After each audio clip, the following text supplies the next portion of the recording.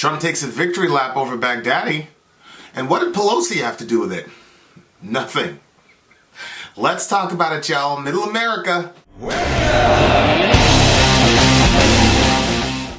Well, shot a video at 4, 5, 6 o'clock in the morning about this mysterious cryptic tweet that Mr. Trump posted, where he said something very big has just happened. And as we all suspected, he came and announced the death of Abu Bakr al-Baghdadi, who was the leader of the failed resurrection of the Islamic Khalifa over there in Syria. ISIS stood for the Islamic State in Syria, or it was called ISIL, which would be the Islamic State in the Levant, which is the descriptive area around that region. Be that as it may, Mr. Trump has taken out a pretty evil individual. Probably one of the most evil people of our lifetime. I don't think people understand the differences. This is what I talk about the Middle East, is there's so much nuance in the Middle East that these guys are not all the same. Not all terrorists are the same, and not all terrorists have the same aims. Osama bin Laden's aims generally were about purifying the Holy Land, purifying Saudi Arabia, and ridding it of Western influence, as well as a conflict between Israel and Palestine and the United States' unilateral support of Israel over the Palestinians.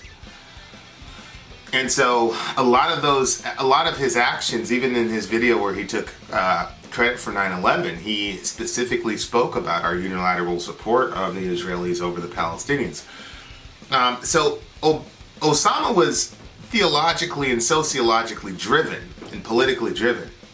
Al-Baghdadi was a whole other branch. Baghdadi was a guy who believed that the apocalypse had to be brought about by massive unrest in the Middle East. Surprise, surprise. And he would do things to foment the entire world going after them, because in many Islamic literature, especially on the Sunni side, the end of the world happens when basically the entire world goes to persecute a Muslim minority. Everybody dies, Jesus shows up, kills a bunch of people, and then, you know, it sets off the eternal state. And so Baghdadi's mission was apocalyptic, and it was historical. And so these guys had completely different aims. Baghdadi would kill people in the most gruesome ways possible to engender the rage of the planet Earth. That's why these guys were killing the Japanese, they were killing Chechens, they were killing Americans, they were killing people from the UK. They were killing people from all over the world because he was trying to instigate a battle where the entire world would come after his newly formed Muslim Khalifa. And so that created a whole degree of brutality that even made some of the head leaders in Al-Qaeda blush, and they actually told the man to chill out. And that's what precipitated the break between ISIS and Al-Qaeda. Be that as it may, Mr. Trump did exactly what we thought he would do. He ran a victory lap. He spoke for about 50 minutes. He gave his opening statement, and then he took some questions. He made some very, very interesting statements that I just have to, everybody knows I'm getting over a medical issue, but and I'm basically out of the woods, Medicare for all. But we're going to look at a couple selections here, because some of this stuff is just absolutely fascinating. The differences between presidents and between political philosophies, I think, is in stark relief here when you listen to what Mr. Trump had to say. So here's the first clip. And what they've done with the internet through recruiting and everything, and that's why he died like a dog. He died like a coward. He was whimpering, screaming, and crying. And frankly, I think it's something that should be brought out so that his followers and all of these young kids that want to leave various countries, including the United States, they should see how he died.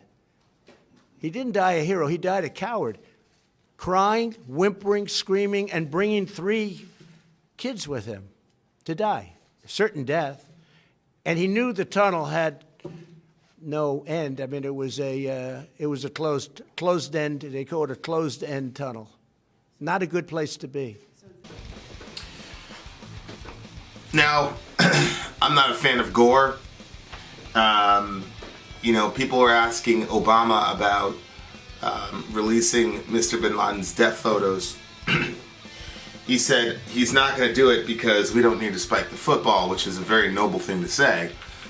But the reason Mr. Obama did not release Osama's death photo was because I have it on pretty good authority that those guys in Dev Group dead checked Osama about 20 times. Now, dead checking is, somebody gets hit, they go down, they act like they're dead, and they pretend they're dead, and so the guy behind you will come and put one in his chest or his head to ensure that he's dead. It's called dead checking. Well, Mr. Bin Laden was dead checked 20 times, in the facial region. Obviously, it is not something that you can broadcast. So I was glad that Mr. Obama never broadcasted that. However, I do think from a psychological standpoint here that Mr. Trump is right.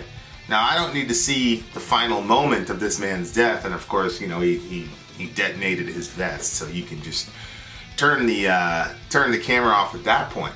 But I do think, look, these guys manipulated social media. They used the supposed. You got to say, a lot of these guys were brave fighters. A lot of these ISIS guys, your rank and file, were brave fighters. Although it has also been said that a lot of these guys were on speed and other drugs when they went into fight because, it made them fearless or whatnot. But be that as it may, these rank and file soldiers many of them were brave soldiers who took on suicide missions, who fought when they were outnumbered, who stayed behind when a city would be vacated, etc., etc. And so they fought specifically for this guy, al-Baghdadi. The profile of this guy cannot be overestimated as far as his charisma and his ability to draw people in, and a lot of it had to do with this facade that he was an ex-Salahuddin. That is how he styled himself. He styled himself as a combination of, Abu Bakr Siddiq from, Muhammad's right-hand man, which we talked about in the previous video, and Salahuddin, who was a guy who fought against the Crusaders, stood up against them, and overcame them for the most part during Crusades. So, this is a guy who they had a masterful social media presence. I mean, Trump before this said that the only person on the planet that was better at social media manipulation than ISIS was him. And he's probably right. And so I do think it would be very important for a 17-year-old kid in the UK at a Starbucks right now who's got dreams of jihad to watch how this guy died. I think we should have released the audio of Tora Bora, because in Tora Bora, when we had Osama bin Laden right after 9/11 in that mountain region over there, he was doing the same thing. He was running. He was telling his folks it's okay to surrender. He was questioning Allah as to why he would let this happen, yada, yada, yada. I think that should have been released. But at the time, our intelligence apparatus had some very, very, very specific protocols, and so because of that, we didn't release it. But I do think, this is again Trump thinking outside of the box. I do think that something like that needs to be released. Again, we don't need to see all the gore. We don't need to spike the football, as Obama would say. But I do believe that it is very important psychologically to hear this guy. If it's true that he was crying and whimpering and all the rest of it, if that is true, then that is very important and something that I definitely think needs to be broadcast. Okay, now this part here is probably one of the most shocking moments in a press conference I've ever seen in my entire life. And I don't know. I checked on CNN because I wanted to see if they were going to react to it, but CNN had other priorities. We'll talk about that in a second. But listen to what Mr. Trump says here. give you any pause about your decision to withdraw? No, I think it's great. Look, we don't want to keep soldiers between Syria and Turkey for the next 200 years. They've been fighting for hundreds of years. We're out. But we are leaving soldiers to secure the oil. Now, we may have to fight for the oil. That's okay. Maybe somebody else wants the oil, in which case they have a hell of a fight. But there's massive amounts of oil, and we're securing it for a couple of reasons. Number one, it stops ISIS, because ISIS got tremendous wealth from that oil. We have taken it. It's secured. Number two, and again, somebody else may claim it, but either we'll negotiate a deal with whoever's claiming it, if we think it's fair, or we will militarily stop them very quickly. We have tremendous power in that part of the world. We have, the airport is right nearby. A very big, very monstrous, very powerful airport, and very expensive airport that was built years ago. We're in that Middle East now for $8 trillion. So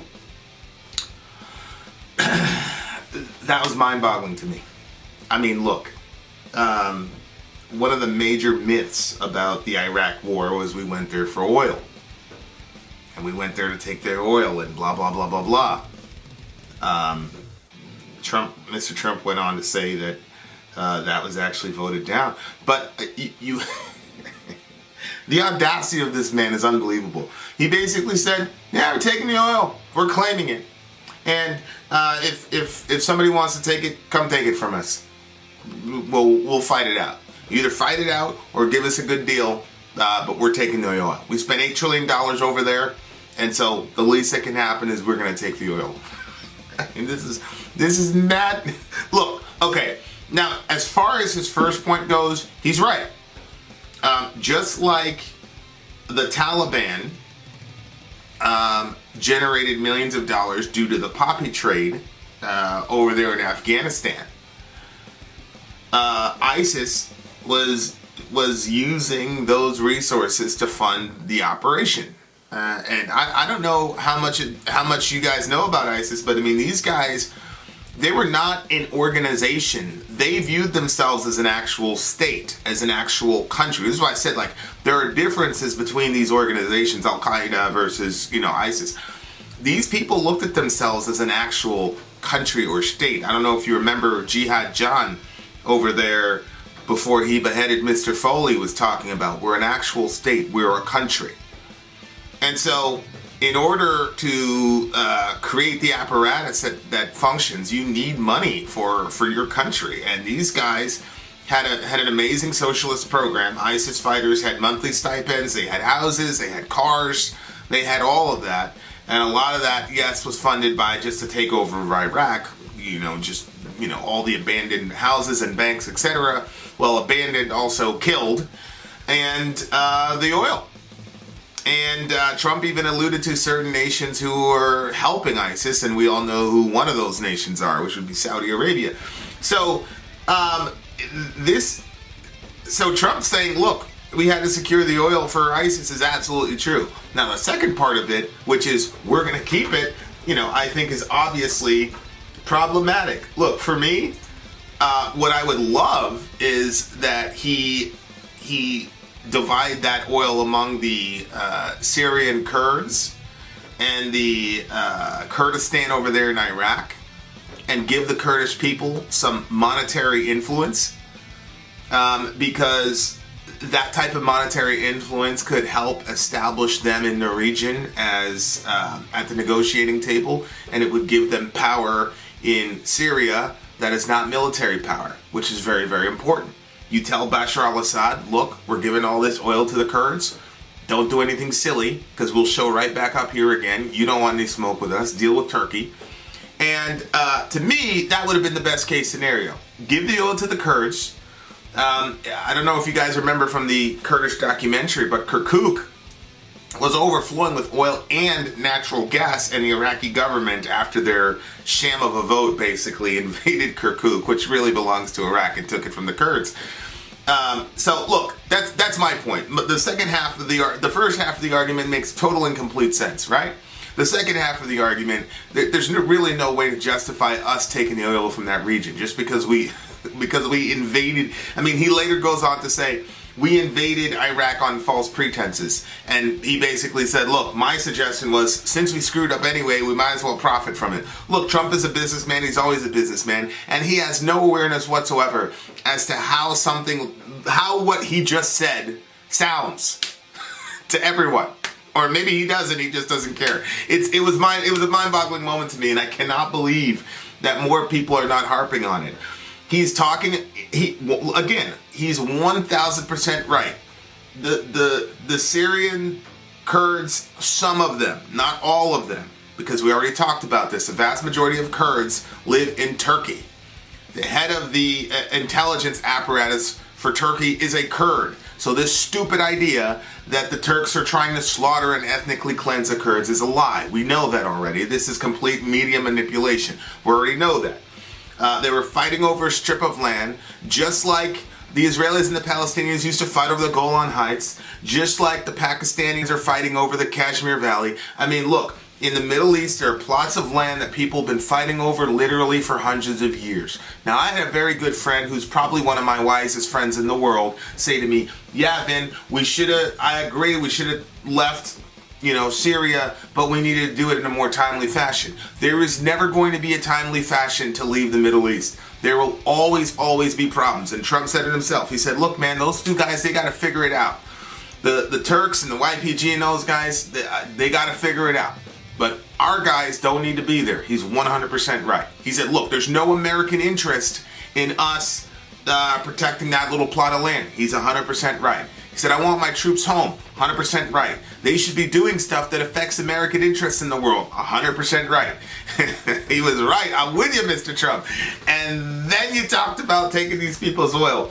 No, I think that oil and the natural gas in Kirkuk should be given to the Kurds. I think that would have been a really cool outside of the box solution that would have given them some political power that they could play with without going the military route.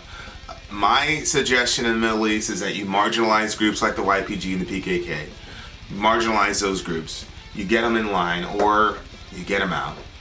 And then you give the billions and billions of dollars that could be generated from the oil to the Kurdish people in that region, and they can form their own corridor without having to kill anybody because they can enter the market like other actual countries. And I think that would solve the problems all around.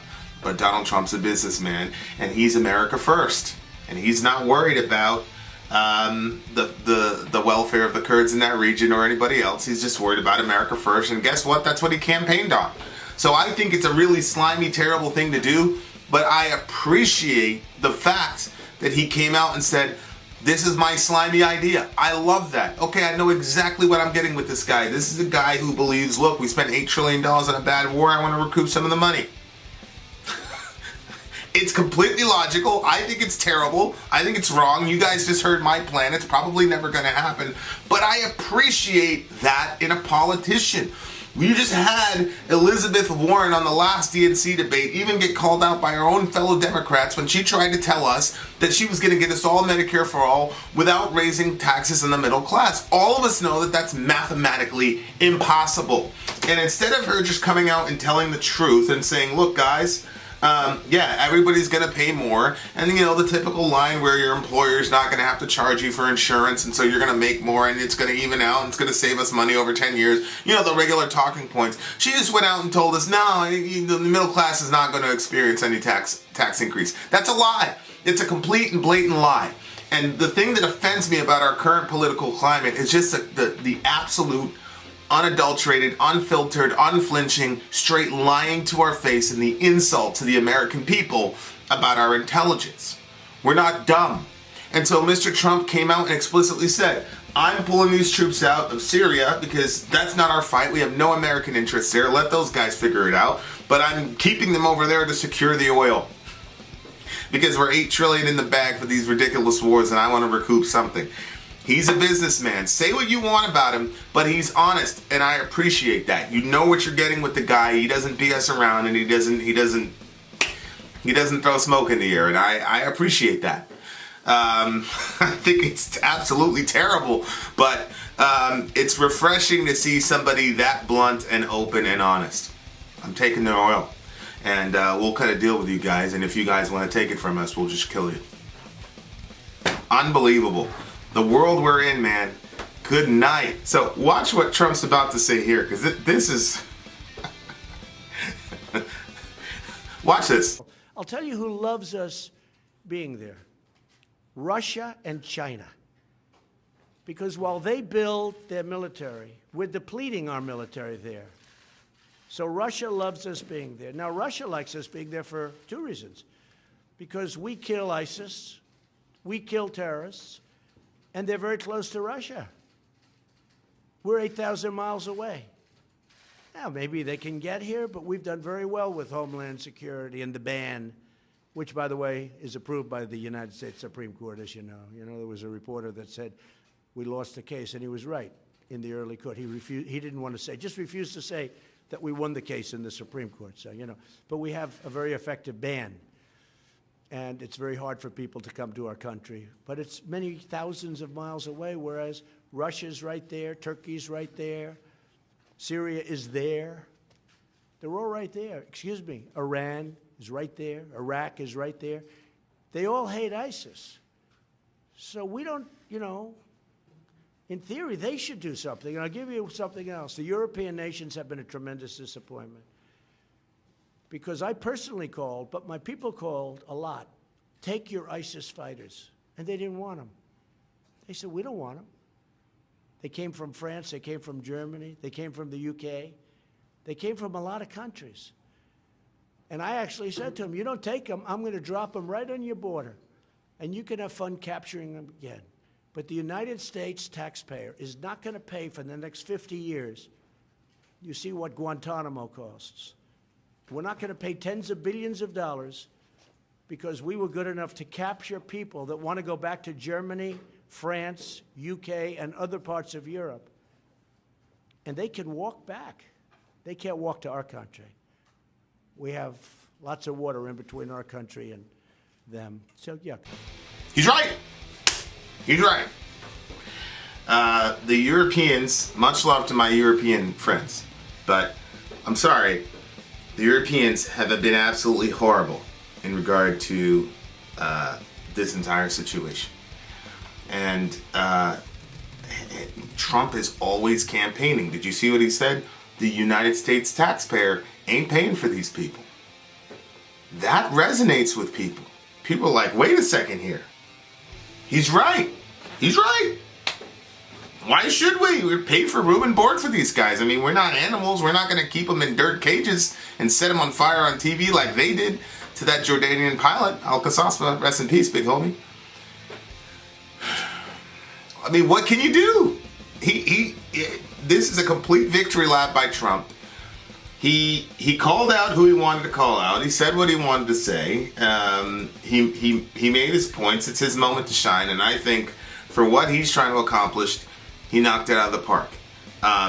He's absolutely right. But did you notice what he said? He said, you know who really likes us over there is the Russians and the Chinese, because we're overexpanding our military. Like, why aren't all these other nations having... This is a thing I talked about in the other video. All these people bellyaching about Trump pulling troops out of Syria. Why aren't France and the UK sending troops? I mean, France and the UK were the ones that were responsible for this iteration of conflict between the Turks and the YPG. Why didn't France and the UK send troops down there? Why is it the United States' job to carry the heaviest load of the burden in the Middle East? Now look, again, we've got obviously the highest military budget in the world that the world has ever seen, but it was only 1,000 guys. Now look, the UK and France are not as big as us, but believe me, they've got 1,000 guys. Why don't they send them over and do something? These guys didn't even want to take back terrorists that originated from their own home country. Like I said, no disrespect to these countries, but he named France and the UK out of the three countries that he came out at the top of his head. And those are the people who created the situation between the Turks and the Kurds in the first place. So this is just brilliant on Trump's part. I mean, he knocked this one right out of the park. He really, really did. And I got to say, I looked at CNN to see what the headline was, and they talked about how key leaders in the Democratic Party were left out of the notification. They found out about al-Baghdadi the same way the rest of us did. And that is the number one thing on CNN.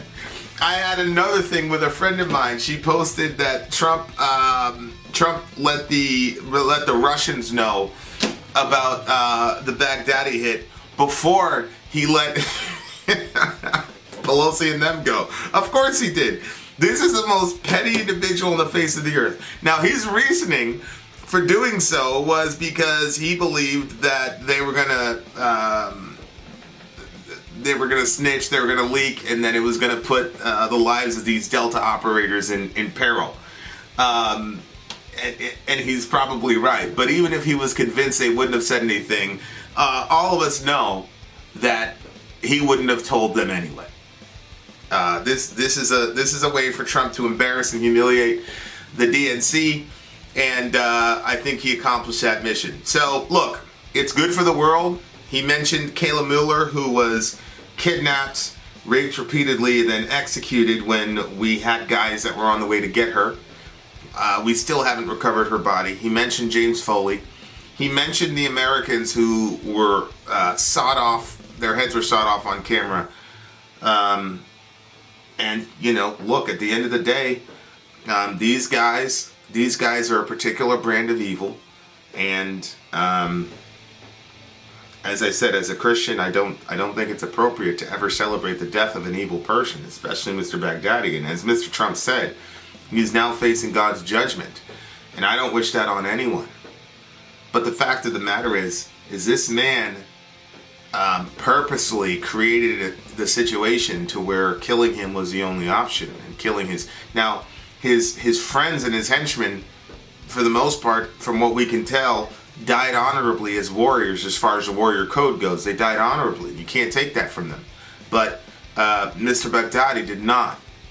He brought his kids with him, and he detonated his suicide vest with his kids around him. Now, normally these guys will take their kids around them because they use their kids and their women as human shields. And so, Mr. Baghdadi, I do not believe, was trying to go and kill himself. It wasn't until he hit the dead end where he finally decided he was going to pull that trigger. But prior to that, my belief is that Mr. Baghdadi had a contingency plan, and that he was going to use his 3 children to as basically collateral to surround him, to give him some time, which is what these guys do all the time, because they're able to say, look at the Americans, they're going around killing kids, or they'll hole up in a school. This is a particular tactic that happened a lot in Iraq. These guys would hole up in a school, or they'll hole up in a hospital, they'll hole up in a masjid or a mosque. And, we would have one of these guys dead to rights. And then you had to make a decision as to whether or not you're going to detonate that school or that mosque or that hospital. And then, if you send in soldiers, those guys are probably going to die. If you drone the place, innocent civilians are going to die. So this is a common tactic that's used by these guys. They're extremely Machiavellian in their approach to warfare, obviously. They do not play by the same rules that we play by. And, there's a part of me that's glad that an American soldier didn't have to have the unfortunate conundrum of deciding whether or not to kill these kids to get to Mr. Baghdadi. But there's no way in the world that they could let that man escape under any circumstances. So it's just a sad situation. Apparently both of his wives were dead. They had suicide vests on themselves. Apparently the vast majority of the men in the compound died. Delta operators went in there, did a great job. All those guys came back clean, which is for that type of situation is good for them. Their canine got hurt. Trump talked about the brilliant canine. He then said that Baghdadi died like a dog. Look, it's a good day. It's a good day. It's good that Mr. Baghdadi is dead. And it's also good that Osama's son, he also made mention of Osama's son. This is good stuff. These are bad, bad people. And again, I don't celebrate the death of the wicked because God doesn't delight in the death of the wicked. And so I would just hope that this would close this chapter. I think this is a death blow to ISIS because one of the reasons I believe it's a death blow is because there was a prophetic sort of aura around Mr. Baghdadi. And so he had prophesied how things were going to go, and this is not the way that it was supposed to end. And so you generally cannot kill it. You cannot kill an ideology, but you can kill an ideologue. And that is what has just happened. And so a lot of people don't know this, but there have been a lot of Islamic scholarship all around the world who have contested Baghdadi on theological grounds.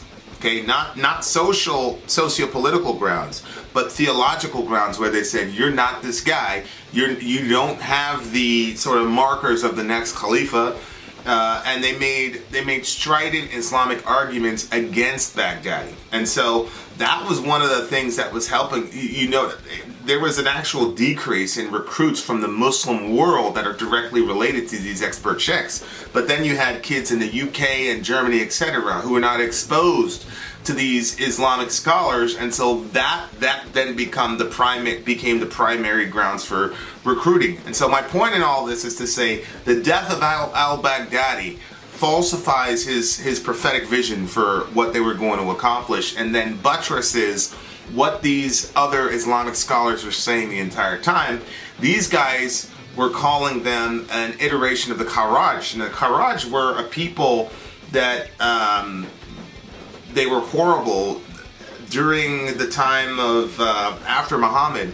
You had a group of people that arose that were doing terrible things because they were hyper-Islamic purists, and all the mainstream Islamic guys at the time were like, these guys are terrible people, they need to be avoided. And so a lot of the Islamic scholars were comparing ISIS to the Kharaj folks, and I think they're right. And so now, this is why I believe this is a death blow to ISIS. This is not something they can recover from.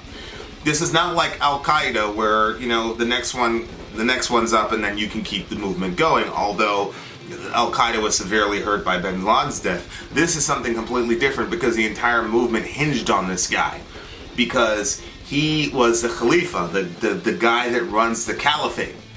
That's not the same thing as what bin Laden was doing or the rest of these guys. So I think ISIS is pretty much done at this point. I do believe that Mr. Obama made a mistake in calling them the JV team. They obviously were not the JV team.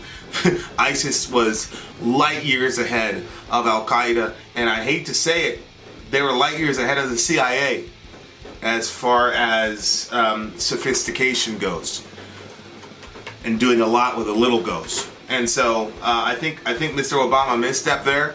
I think he should have taken them more seriously, and I think that Mr. Trump, he did good for us here. And I also think it's terrible that we're going to take these people's oil. I think that that's crazy. I think it's immoral. I think it's wrong. But at minimum, I appreciate his candor. I know exactly what I'm getting with this guy. And I think the Democrats have to realize that we're in a new political milieu. This guy, Trump, has changed the entire ballgame.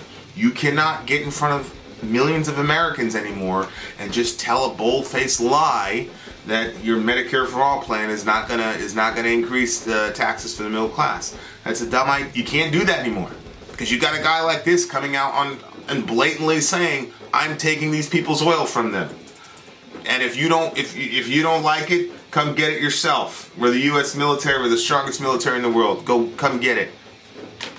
All right. Terrible, despicable, maybe evil, but this is, hello, Miss Warren, this is where we are now. So now you've got to be 100% honest, and you've got to say the hard stuff, because if you don't, a guy like Trump is going to eat you alive. So there you are. Much love to everybody in the Middle East. hopefully these guys can find some peace now. I heard that there was some surrenders happening, so hopefully these guys can find some peace. Hopefully, when they saw the performance of their leader, it made them question a lot of things. These guys are going through a lot of existential crises, and I think that that's good every once in a while. Love your neighbor. Take care of each other. Middle America. We are the media.